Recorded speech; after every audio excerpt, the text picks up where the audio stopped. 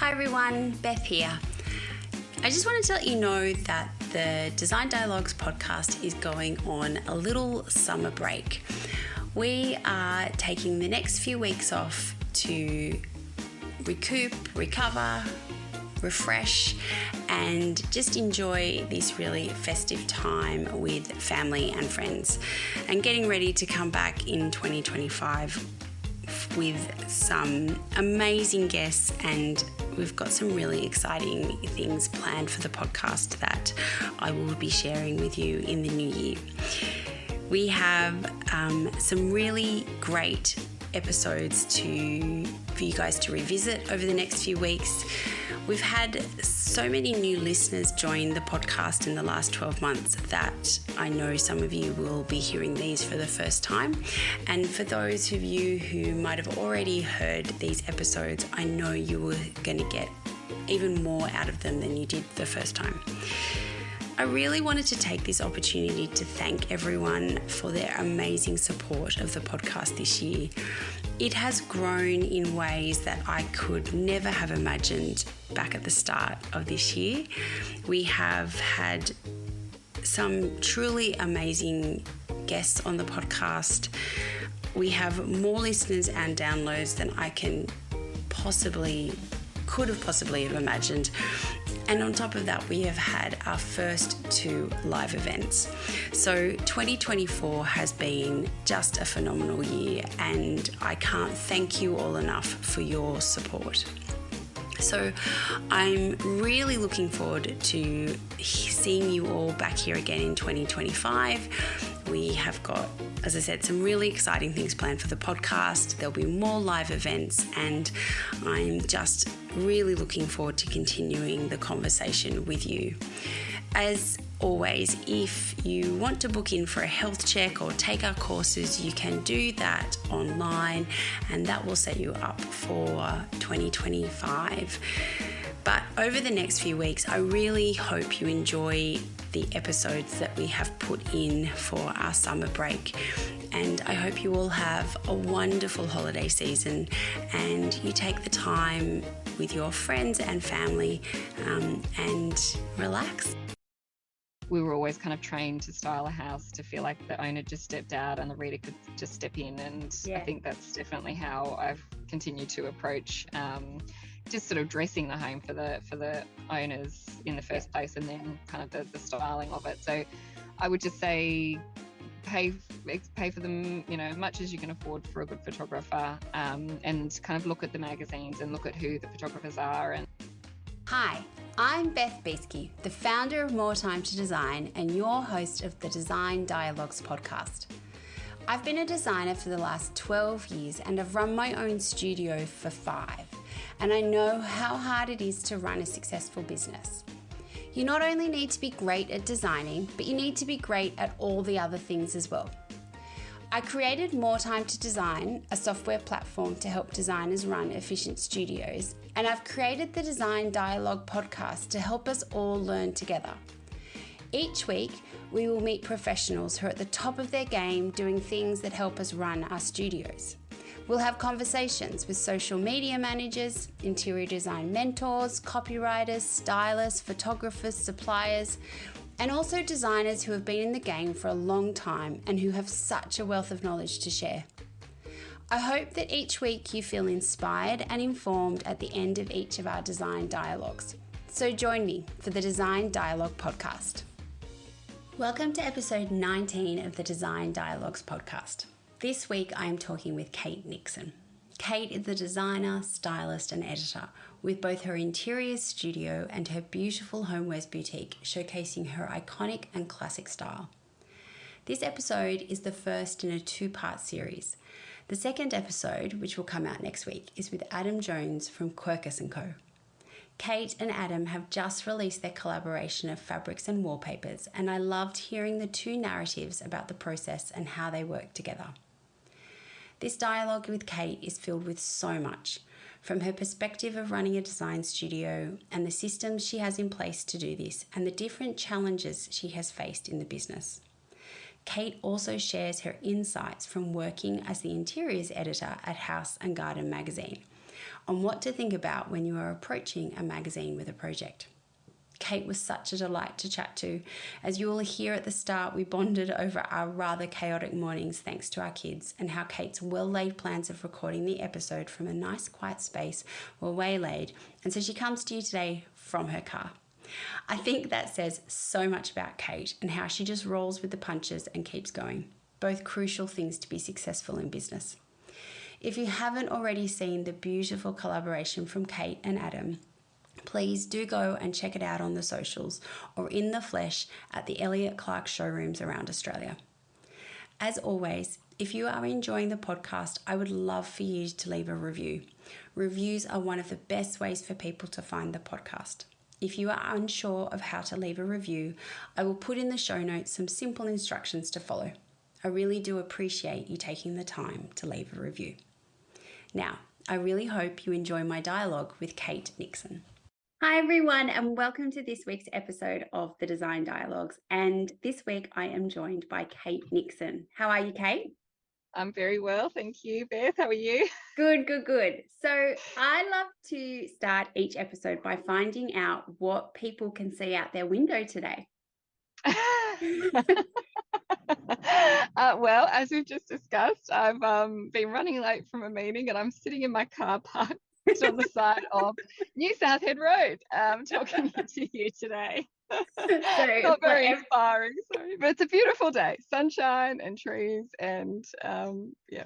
Yes. For everyone, before we press record, Kate and I were both just talking through the challenges of it doesn't seem to matter how well planned out you've got things. Kids can really just throw a massive bomb into those plans. So we're both coming from maybe not the most organized place this morning. Yeah, we're adapting. I had listened to a really good speech last night, Beth, which talked about the privilege of challenges and how we are evolving in real time. And I was like, yep, that's wow, that is a really interesting concept. It really helped me a lot, actually. It was a very good perspective shift that I needed. Yeah, I love that. Oh wow, that's a whole other episode, isn't it? Yes.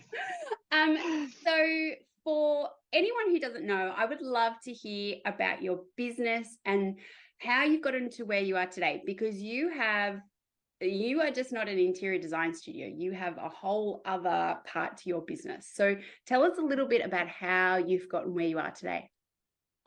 So the business today is called Kate Nixon, and it consists of an interior design studio and a retail store in Bayswater Road in Rushcutters Bay. We have a custom soft furnishing service that we run out of the retail store, and we have been doing some super exciting developments on product design and collaborations, which I think we'll kind of get into a little bit more later. So that's the culmination of 15 years that I've had the business now, and it's gone through many evolutions. The business started in 2007 as a retail store called Basati, importing Italian fabrics from the most beautiful 8th generation Italian family in Tuscany. Called Basati. We just, on a very serendipitous holiday to Europe, my husband and I discovered them, and they had no one in Australia, and we thought, why not? We should give that a go. So we opened a store in Transvaal Avenue in Double Bay in 2007, and that's kind of where the journey began. So the selling of the fabric and the ready-made pieces very quickly evolved into a custom service, as we discovered no one actually wanted 1 meter of fabric. They wanted curtains or blinds or a bed head so we quickly kind of evolved and grew this custom side, which we still have today, and then that evolved into the interior design studio as we were doing curtains and blinds and cushions, and then they would want some bedside tables and a rug and the kitchen and a whole house renovation, and so that's how the team and the business has grown over the years. And kind of alongside of that, I have worked for 20 years for House and Garden magazine, originally in capacity of a food stylist, and then a interior stylist and a writer, and then houses editor, and then interiors editor.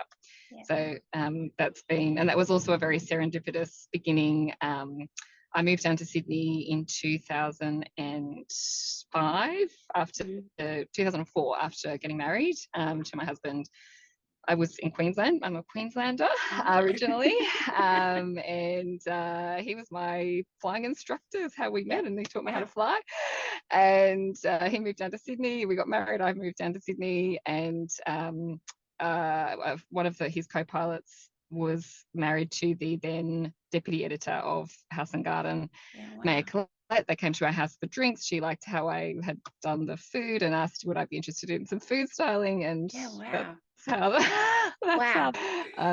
lots of serendipitous moments of good luck and fortune meeting a hell of a lot of hard work, Beth. I work a lot. That's amazing. So there's a couple of things that have come out that I want to talk to you about. So I want to talk to you about how you run, because how big is your team? We are, I think 10 or 11 full time. We have a couple, 3, I think, part time, and then we have a few kind of contractors who are kind of regular, kind of across like marketing and finance and HR. So it's probably in round numbers around 14 or something. Yeah. So how do you make sure you feel like a designer and a creative? Because obviously that is a big part of who you are, and not just someone who is managing people. Well, I actually love the people side. I think I'm lucky that I love the people side. And I've always loved the business side of it. So I'm actually not a qualified interior designer, and I can't draw CAD, and I don't have the technical skills that you absolutely need to do this job. So so I think because of that, and because of my background in styling and having to employ those people around me who have the skills that I do not, that it's sort of, I've had like I have a different approach to this career, and absolutely love interiors, very passionate about the ability to kind of affect everyday joy. That's kind of our mantra, and I do truly believe that, you know, the work that we do in interior design space can really affect and change people's you know, ability to enjoy their life. So I think that the process of that, and having to have always from the beginning have had staff to do all of that I cannot do, has kind of given me a different perspective of that. And we also run our business on a system called EOS, which I heard about on a podcast, an American system, entrepreneurs operating system, which is just a basic way of structuring the business. And we've been doing that now for over 2 years, maybe nearly 3 years, and that has really, really transformed that balance for me, in that it's given us a structure and a template to follow, and a way, like a meeting pulse. They talk about kind of keeping the circles connected so that you kind of have enough to touching base with everybody in the team, that everyone knows what's going on, but they have enough autonomy to get on and do their job. And it's a very simple thing, but it has really given me the ability, I feel, to have the right balance between doing the creative design stuff and also kind of having the feeling like there's a book with EOS that you read called Get a Grip, and on the back of the book it says, do you have a grip on your business, or does your business have a grip on you? Yes.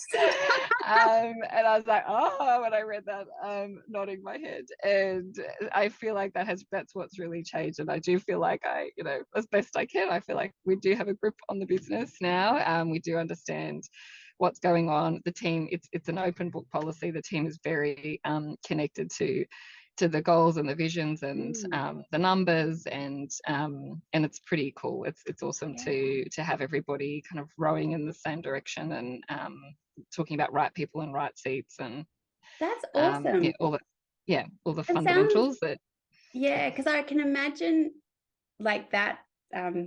Does your business have a grip on you, or you have a grip on the business? I feel like a lot of business owners would be like, oh my God, that resonates so much, kind of thing, because that's such a struggle for people when they, you know, especially I suppose if they've started as a solo person, and then they kind of, you know, the path usually is you get some projects, and then you get a larger project and you need to take on, and it's never usually like a planned expansion.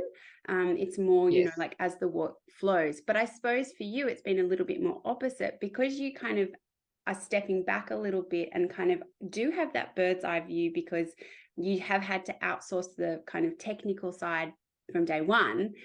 Does that make it feel like it's been a little bit more strategic, your growth, like when you kind of do have that kind of bird's eye view? I'd say definitely for the last few years that we've been running on EOS, absolutely, because the first part of that process, you kind of workshop your core values and your core purpose. And you talk about the organizational chart, which, you know, was non-existent when we started, and who does what, and you realize, oh, I do everything. Yeah. That's what's wrong. So that's really an eye-opener. You know, and there are three core functions to every business. There's sales and marketing, there's operations, and there's finance. And that was a massive eye-opener for me, because, you know, we think we're in design. We're like, well, we design. Like, Yeah. where's the sales and marketing? What's the operations? Where's the finance? Yeah. It's just design. And then, Yeah. you know, one of my team was like, Kate, you know, a concept is a pitch. Like, that's a sales pitch. And I'm like, really? Yeah. And I think when you passionately believe what you do, you don't think of it that way. But actually, that makes the best salesperson, I've realized. I actually love sales. Because it's solving problems, and it's listening, a lot of listening, and it's trying to give people good solutions. And when you do that well, it's so rewarding, because you see, you know, the impact on their lives. So I've completely changed my opinion about sales, and I try with every talk to other interior designers to have the same conversation, because I think it's something that we never talk about in the industry. We never think about it, but it's essential, actually. If you don't have sales, you can't do your job. So I think that that perspective has definitely come from there. And then you set your 10-year goal, your 3-year goal, your 1-year target, and then your 90-day targets. And then we have a 1-day workshop every 90 days to review those targets, and then a 2-day workshop once a year to kind of try to take a step back and say, is the 10-year goal still right? Is the 3-year goal? And then so you kind of feel a lot more, I guess, in control about, you know, the direction, and whether you want to grow or not grow, or, you know, whatever the goal is, it's doesn't matter. It's just as long as you feel like, you know, you're working toward what you want, as opposed to, yes, the business running away from you. And you started in this industry because you wanted to design, and then you've ended up with this beast that doesn't let you design at all. Yeah. Wow, that is really interesting. Really, really interesting. And I suppose this actually leads into kind of what else I was going to ask you from that. Was, you mentioned, so you've been in business for 15 years, which is a long time. And you said, you know, it's looked different at many points along that path. What has been some of the things that you've kind of gone,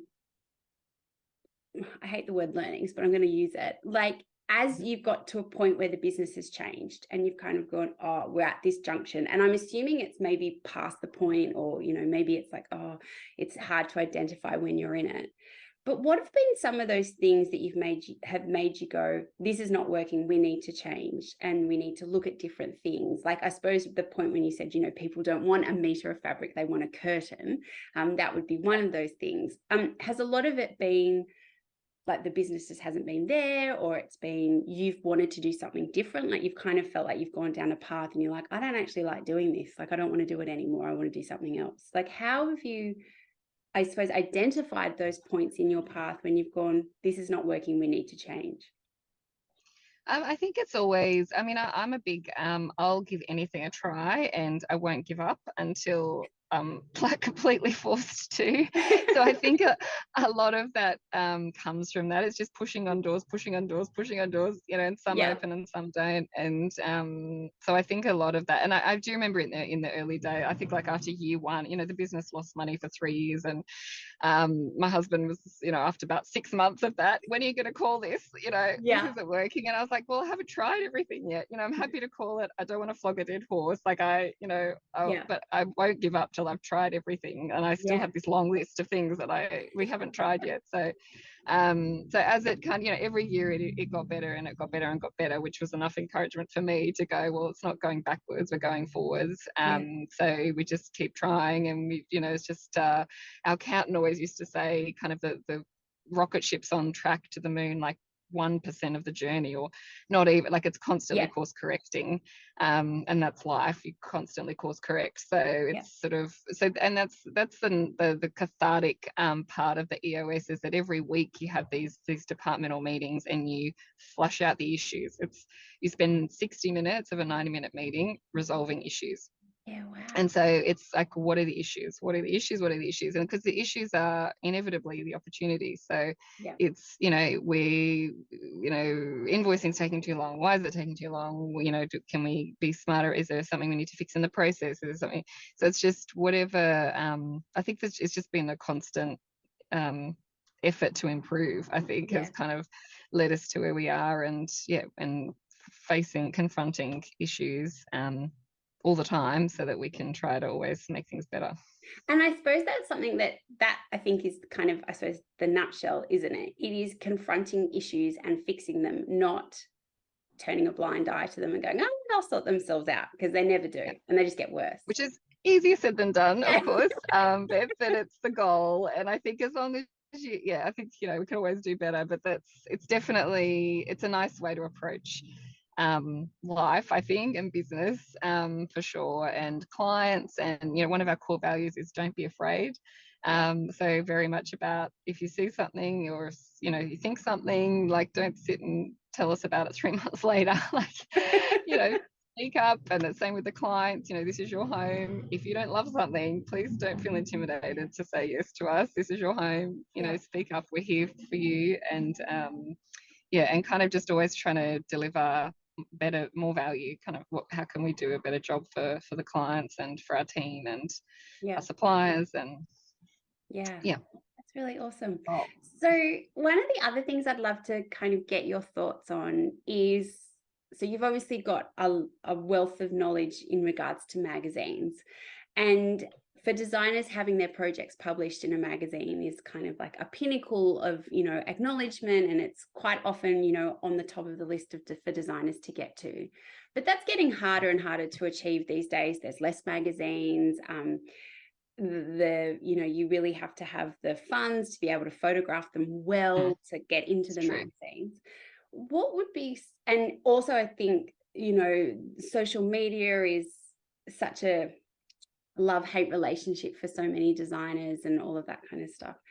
What would be some of your tips for designers who are trying to get in front of a magazine? Like, what would be some of the things you would say to them? I think for sure the power of photography is so important. And I think, styling is also really essential. And I think that's such a, like a skill that I learned from the beginning, which I think it's just the finishing touches and making a space feel lived in and loved. And we were always kind of trained to style a house to feel like the owner just stepped out and the reader could just step in. And I think that's definitely how I've continued to approach just sort of dressing the home for the owners in the first place, and then kind of the styling of it. So I would just say, pay for them, much as you can afford for a good photographer, and kind of look at the magazines and look at who the photographers are, and reach out through there or through Instagram, that how important the styling is, and kind of looking through the camera and editing that shot to what you like. So you can move the furniture around, you can bring flowers in, you can bring props in, and if you don't like the couch in the corner, don't shoot that. Shoot what you like. So it's better to have 3 great shots than 10 bad ones. So so you're editing and kind of putting forward your perspective of that project and of that work. And in terms of getting published, I think it's just kind of looking in the front of the magazine, look at the mastheads. The email addresses are there, the phone numbers are there, reach out, even if it is just happy snaps that you have and you haven't been able to do like the professional photography. We will get lots and lots of submissions which are happy snaps, which is just stand in the corner of the room, point and shoot. I mean, we can all see past that to know, if the project could be suitable for the magazine, and then the mag could then send out a team to photograph it as well. So there's different avenues of doing that, and then but I think just having to, like, taking the photos, you kind of have that creative control, I guess, of how that project is presented, and I think even on, like, building Instagram, which is basically your portfolio of work, it's, even if it's not your work and you're kind of crediting other people's projects that inspire you or products that inspire you, all that kind of gives people who are following you an idea of your taste and your aesthetic, and that's essentially kind of what you're trying to build, so that you attract people to you who have the same aesthetic and want you to create something for them. And I suppose as well, identifying the right magazines to approach for the style of project is really important as well.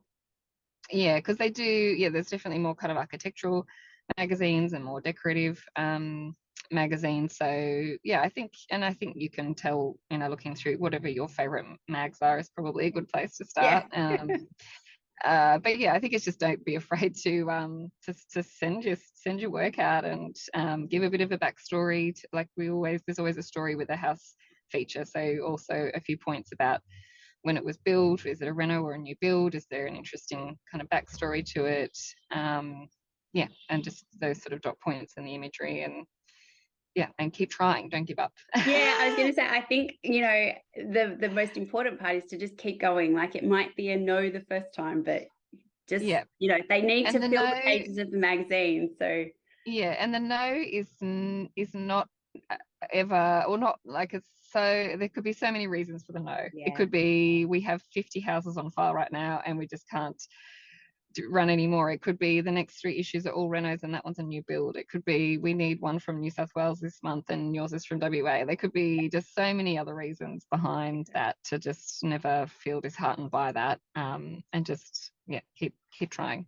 And the other thing that I'd be interested to know, what is the kind of time frame for when you, like, first reach out to when it may be published? Like, how quickly or long is that process?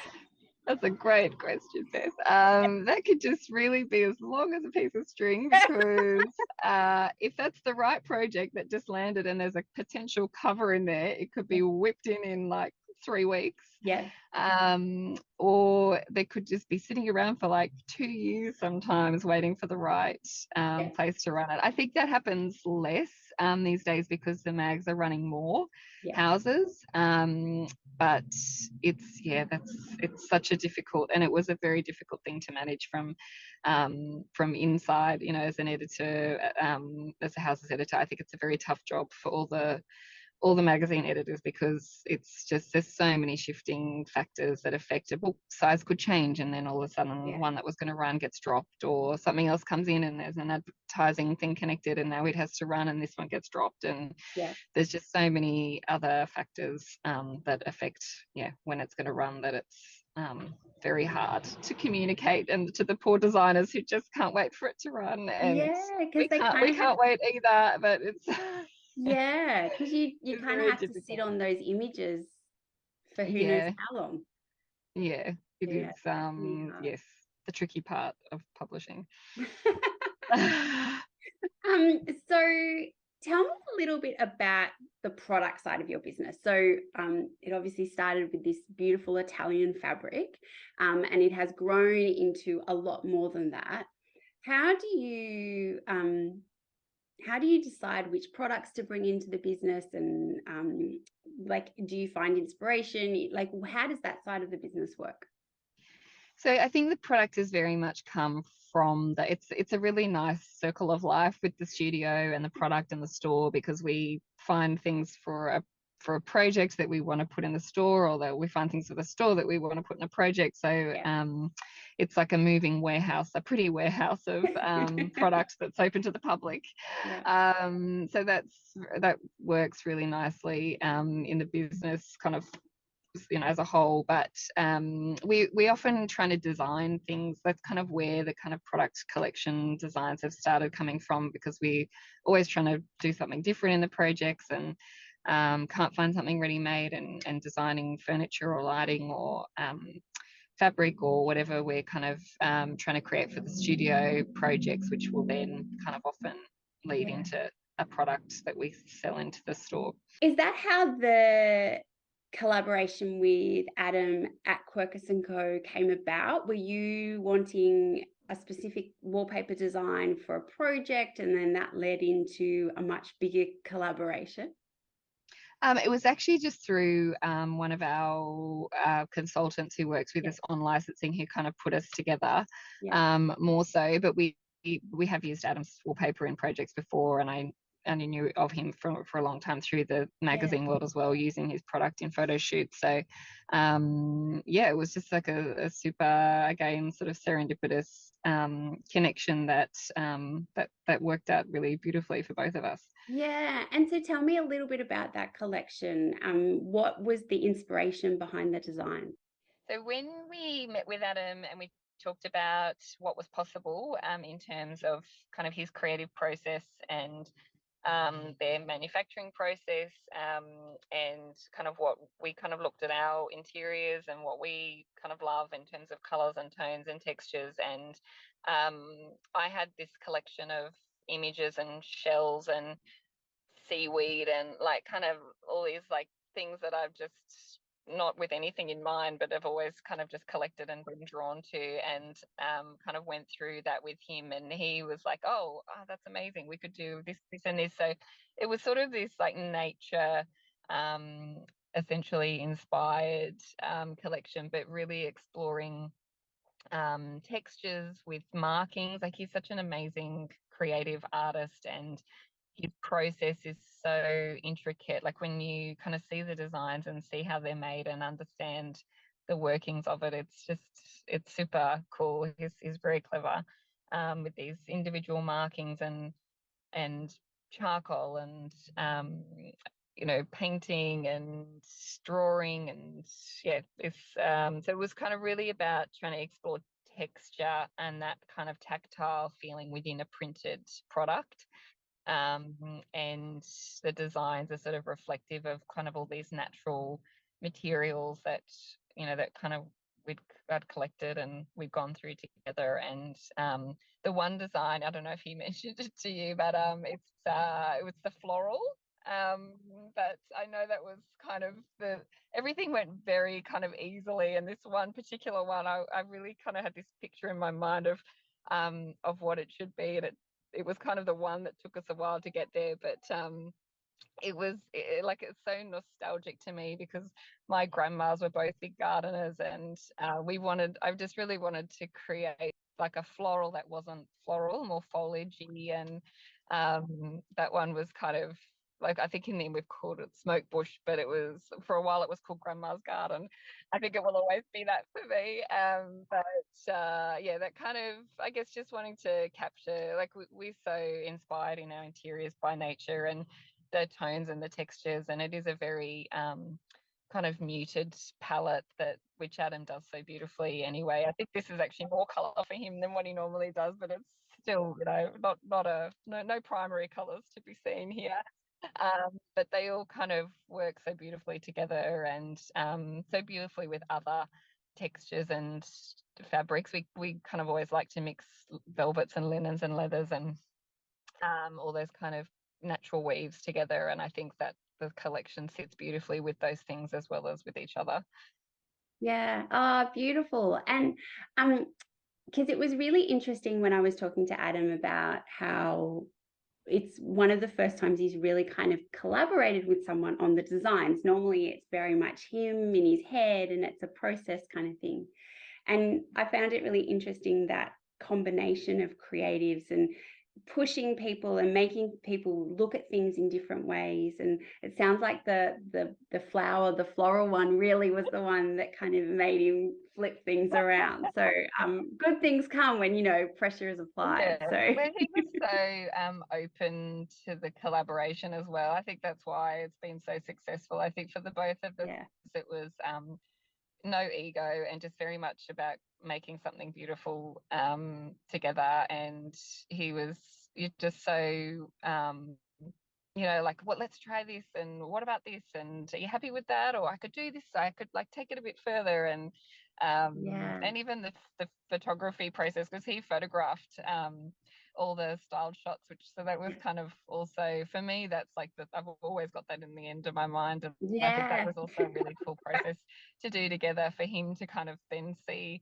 what I'd been thinking of all along, kind of in reality, and working together on the shots. And it's been such a process of markings into repeats, into designs, into colorways, into it's into the final kind of actual styling and showing people how to use it. And it's been very fun. Awesome. It sounds like a really good collaboration, because I think it sounds like you both kind of checked any ego at the door and both respected the strengths of the other and the technical knowledge of the other, kind of thing. So it does sound like a very good collaboration, because you hear sometimes when they don't go so well. Well, it's the first time for us too, really, in the process. And as you said, it was just very much kind of playing to your strengths, and and I guess kind of admiring that in each other. And that's a really good place to start, I think, any relationship. Yeah, definitely. Yeah, wow. Oh, awesome. I'm sure it'll be a very successful collaboration, and the designs sound beautiful. So what are some of the challenges you see for the interior design industry coming up? Well, I know there's a big issue on the table at the moment, and because of a few family matters this week, I've kind of dropped the ball on a big Zoom meeting yesterday. But I know that the DA is doing a very big push at the moment across the registration and the building codes, and there's a lot of hot topics, I think, that are going to make a big change in the industry, and I think New South Wales is kind of leading the way. So I think that's kind of, to me, like the pressing issue at the moment around the matter of this group of professionals being recognised and registered, and kind of how that's impacting on the codes which are changing now. And I think that's kind of the number one topic right now. It definitely is. Like, I know, you see it being talked about a lot at, in Facebook communities, and, because it really will affect people's businesses a lot. So I think it's something that we all need to be very actively aware on. And I saw someone post recently, and she was like, don't let other people do it, because you could lose your business over it, kind of thing. I think, I know there's some really awesome people who are behind it and rallying, and I have no doubt it will move forward in the right way, but it definitely will be that with the support of everybody. So I think it's a big industry issue that everyone kind of needs to get read up about and get behind. Yeah, definitely. And we've kind of touched on a few things kind of at the start of the chat, but what would be some advice you'd give to designers who are maybe thinking of starting their own business, if they've been, working for someone else for a while, or just out of school and entering the industry? What are a couple of things you would tell them? I would say, if you want to have your own business, then want to have your own business. If that's a different thing to wanting to be an interior designer. And I think there's wonderful careers to be had within wonderful practices as well. So I think we've got an awesome head of design, and I love that about her, that she loves this industry, she loves this career, and she's had a really amazing career working in other practices. It's not the be all and end all to have your own firm. Absolutely not.